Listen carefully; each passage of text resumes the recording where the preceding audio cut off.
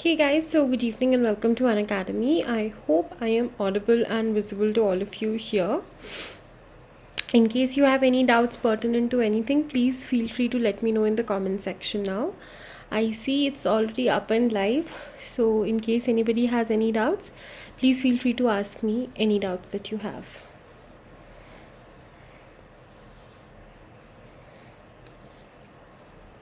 All right. Now, excuse me, sorry. Now, as the last day is there, so we have extended the Republic Day offer, the Republic Day special 6 months free extension worth rupees 45,000 with every 1 year and above plus GS and combo subscription. The last day to avail the offer is today. It was extended between the 25th to the 27th of January. You can use my referral code SSharma10 to avail the same and get yourselves enrolled for another half yearly free extended subscription. Furthermore, guys, we will be hosting the combat this weekend, wherein 250 lucky participants stand a chance to win exciting gadgets and gift vouchers. It is available in Hindi as well as in English, right? This combat is going to be special, for it is going to be based upon previous year questions. It's not going to be conventional new questions this time round, but the previous year questions that have been coming in the examination. Right, so that is what we are going to use. It's an absolutely free test series, free for anybody and everybody to take part in.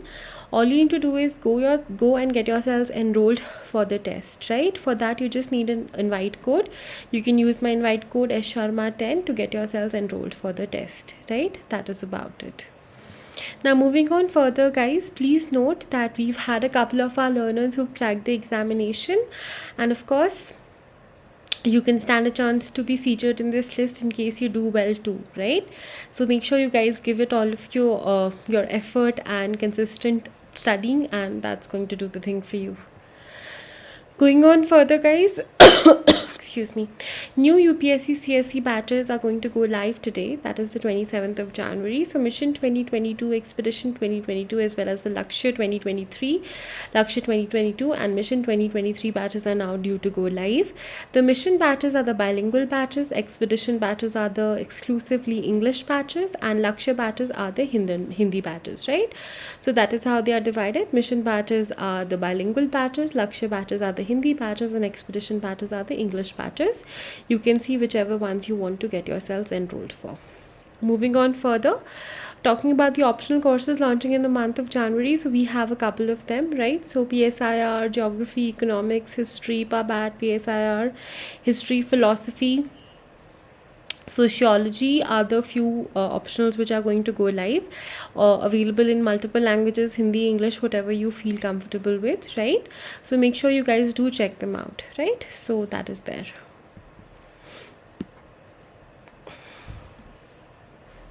Now, moving on further, guys, we'll quickly have a look at the various movements now, right?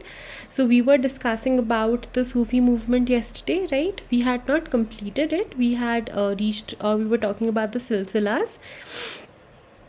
We had discussed about it, Chishti silsila yesterday, right? We discussed about it completely. We had to talk about the Suharwadi silsila. We were somewhere here, right? We were in between over here talking about this, right? So let's quickly we'll quickly start the discussion from Suharwadi silsila again today. In case anybody has any doubts pertinent to anything, it will be an opportune moment to ask me whatever doubts you have right now. I'll be looking at the comment section for a minute, so if you have a doubt, please ask me right now.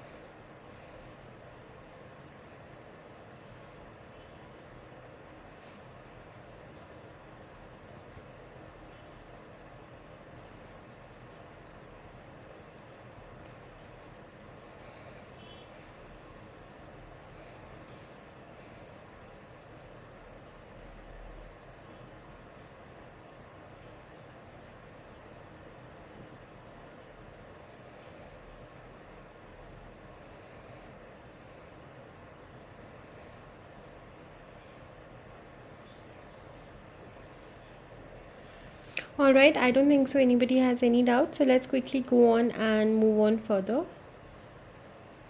Okay, some people have joined in. Any doubts from anything we've covered yesterday, guys?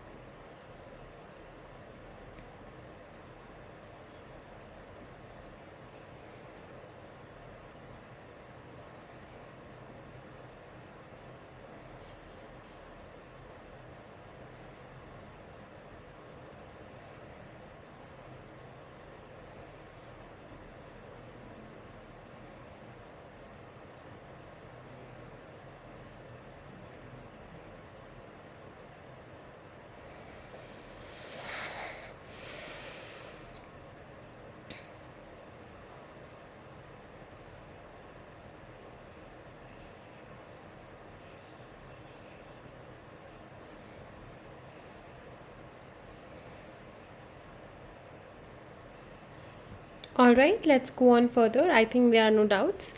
Now, yesterday, guys, we had talked about the Chishti silsilas. I hope you remember the silsilas that we're talking about, the Sufi saint silsilas, right? Now, the Suharwadi silsila was also one of the most famous ones here that we have, right? The silsila was founded by Shaibuddin Suharwadi in Baghdad. It was established in India by Bahuddin Zakaria, who founded the Suharwadi order based in Multan, which was under the control of Kubacha. Bahuddin Zakaria was critical of Kubacha and openly favored Iltutmish over his rival, right? Please note, Bahuddin Zakaria's ways were different from that of the Chishtis. The Suharwadis, unlike the Chishtis, accepted the maintenance grants from the sultans. They believed that a Sufi should possess the three attributes of property, knowledge, and hal or mythical enlightenment. Suharwadi saints argued that this was necessary to ensure that they served the poor better. Bahuddin Zakaria stressed on the observance or external forms of religious belief and advocated a combination of ilm, that is scholarship, with mysticism, right? So they said that it is better once it is going to be a combination of the two of them. Now, practices like bowing before the sheikh, presenting water to the visitors, and tonsuring the head at the time of initiation into the order that the Chistis had adopted were rejected. After his death, the silsila continued to play an important role in Punjab and Sindh. the Naqshbandi Silsila in India, this order was established by Khwaja Bahuddin Naqshbandi. That was another, silsila that was there in place. In India, this order was established by Khwaja Bahuddin Naqshbandi. Remember that. From the beginning, the mystics of this order stressed on the observance of the Shariat and denounced all innovations of Bid'at. Right? Sheikh Baqi Billah, the successor of Khwaja Bahuddin Naqshbandi, settled near Delhi, and his successor Sheikh Ahmad Sirhindi attempted to purge Islam from all liberal and what he believed were un-Islamic practices. He opposed the listening of sama, that is religious music, and the practice of pilgrimage to the tombs of the saints. He opposed interaction with the Hindus and Shias. He criticized the new status according to Akbar and many non-Muslims, the withdrawal of jizya and the ban on cow slaughter. Right? All these things were there. He believed that he was the Mujaddid, that is renewer of the first millennium of Islam. He maintained that the relationship between man and God was that of between the slave and the master, and not the relation of a lover and a beloved. He emphasized the individual's unique relation of faith and responsibility to God as the creator of everything. He tried to harmonize the doctrines of mysticism and the teachings of Orthodox Islam. So you see how every little, the beliefs of every silsila is going to be different. They are not going to be all the same, right? They'll all be having different beliefs on what everything will be founded, and that is exactly how they are going to be taking it on from here, right? I hope that is clear, right? All right. I'll just take a minute, guys. 1 minute, please.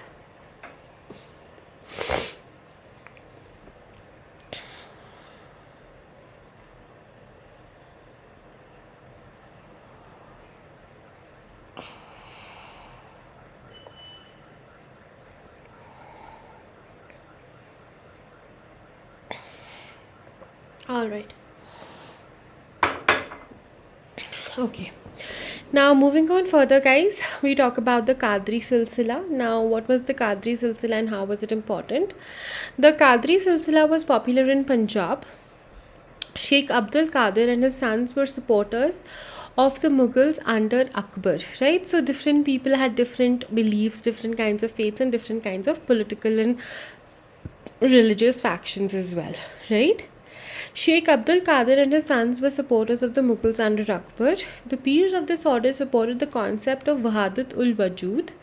Among the famous Sufi of this order was Mian Mir, who had enrolled the Mughal princess Jahan Ara and her brother Dara as disciples. The influence of the Sheikh's teachings is evident in the works of Prince Dara.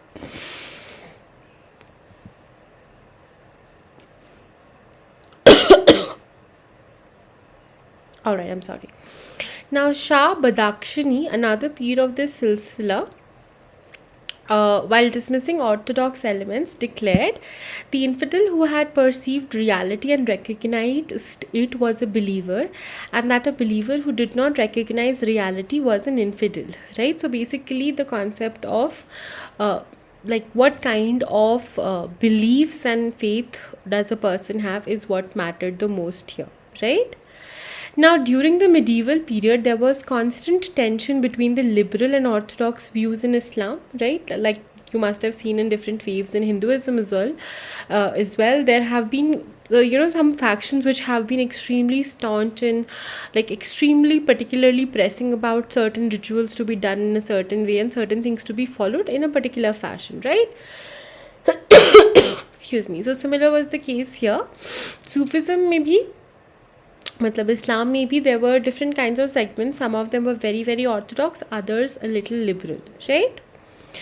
The Sufis featured on both sides, while there were those like the Chishtis who held a liberal view and argued in favor of assimilation of local traditions. There were others like Sheikh Abdul Haq of the Qadri Silsila, right, who held the view that the purity of Islam was being diluted. This orthodox view was represented by the ulema that argued from the perspective of being upholders of the Shariat. The liberal opinion found its voice among many Sufis who argued against the narrow definition of Islamic laws by the ulema. Now, guys, we move on further to talk about the Bhakti movement, right?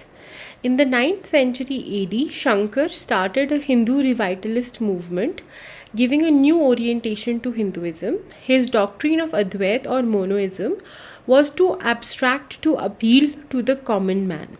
Moreover, there was a reaction against the Advait concept of Nirgun Brahman, God without attributes, with the emergence of the idea of Sagun Brahman, that is, God with attributes. In the 12th century, Ramanuj, who was born at Sri Perambundur near modern Chennai, preached Vishishtadvait. According to Ramanuj, God is Saguna Brahman, that is, the one who has all the attributes. So, God with attributes is Saguna Brahman. The creative process and all the objects in creation are real but not illusionary, as well as was held by Shankaracharya. Therefore, God, soul, matter are real, but God in is inner substance and the rest are his attributes.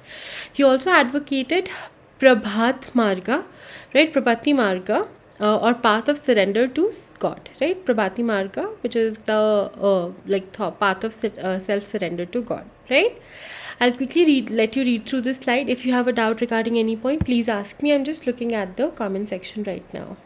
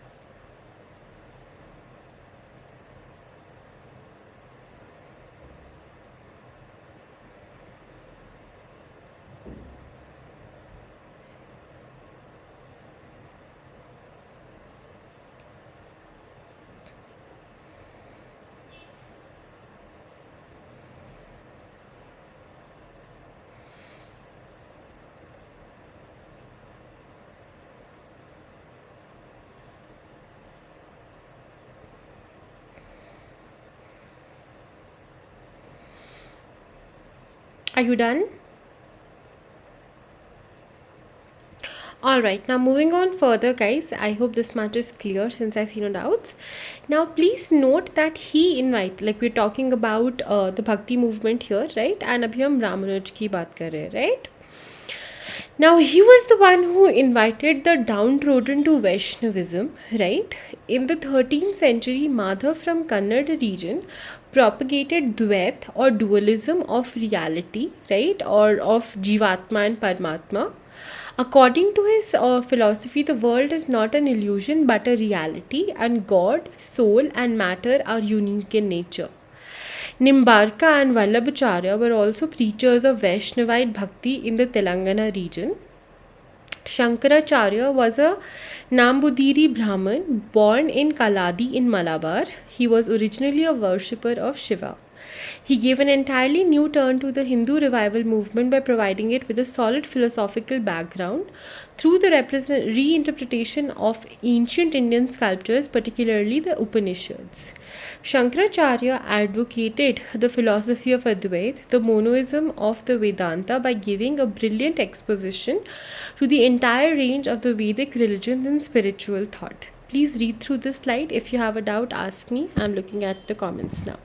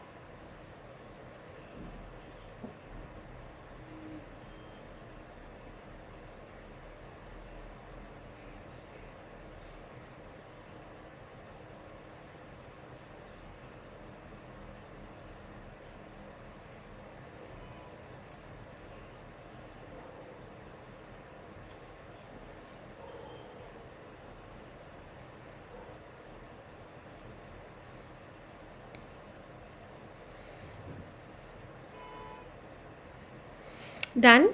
All right.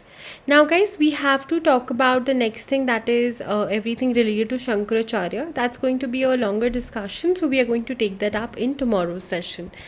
Right, I'm going to end the discussion here for today. We are going to continue with the same in tomorrow's session. All right, tomorrow we might have a class in the daytime. All right, so with that, I'm going to conclude the discussion over here for today then, guys. Thank you so much for joining in for this session over here. I hope you guys have understood everything clearly. In case you still have a doubt with respect to anything, please feel free to reach out to me at any point of time. So on that note, guys, study well, revise well, and take care. Stay safe, take care of yourselves and your family members, and I hope you guys have a great day ahead. Enjoy yourselves, take care, and make the most of your time, and stay safe. Bye bye, bye bye, bye bye, bye bye.